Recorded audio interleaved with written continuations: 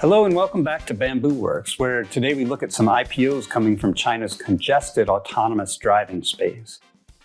First in the headlines is WeRide. Investors have been eagerly waiting for this company to cruise onto Wall Street since it filed for a NASDAQ IPO in August. The IPO is expected to raise more than $400 million, making it one of the largest by a Chinese company in New York since ride-sharing giant Didi Global's $4.4 billion IPO in 2021, which later unraveled. But WeRide's deal also unraveled at the 11th hour, and investors had to settle for an announcement a few weeks later of a partnership with Uber instead. With all the regulatory boxes checked, many are guessing that weak market sentiment sidelined the IPO. Meantime, WeRide missed a deadline for completing the listing, and now it needs to get new approval from the China Securities Regulatory Commission before moving ahead again. The company later explained it needs to update documents and wait for further approval from the Chinese regulator. It continued to file updated materials with the U.S. securities regulator, including an updated prospectus at the end of September. Financials aside, the company once again showcased its position as a leader in autonomous driving by announcing a new strategic partnership with leading shared ride operator Uber. That partnership looks quite significant, adding not only Uber's brand to WeRide's worldwide fleet of robotaxis, but the potential to become a major new source of business. Such tie-ups will be important for WeRide as it tries to generate some serious revenue with the commercialization of its technology.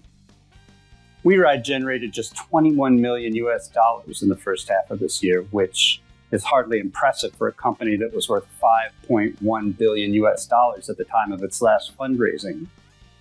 By comparison, it spent about $80 million on R&D in the first 6 months of this year alone, roughly equal to its revenue for the 18 months to this June. WeRide currently has autonomous driving permits for its robotaxi fleet in China, Singapore, the United Arab Emirates, and also in the US, and operates in 30 cities in 7 countries across Asia, the Middle East, and Europe. Its fully autonomous minibus and taxis have also been approved for commercial operations in China. In May, WeRide partnered with Renault to provide Level 4 driverless minibus shuttle service at Roland Garros for the French Open. The Uber partnership announcement in September looks at least partly timed to keep the company's name in the headlines, hinting at big potential of this future partnership as WeRide tries to sell its story to investors. Given the current state of affairs, we wouldn't be surprised to see Chinese regulators give relatively speedy new approval for this listing, and for WeRide to potentially try to relaunch and complete its IPO by the end of the year. WeRide has plenty of reason to get to market quickly as it races with rivals for an early-to-market premium. Toyota-backed robotaxi startup Pony AI and BYD-backed autonomous driving software company Momenta have also both gotten regulatory approval for US IPOs. And auto chip designer Horizon Robotics has applied to list in Hong Kong.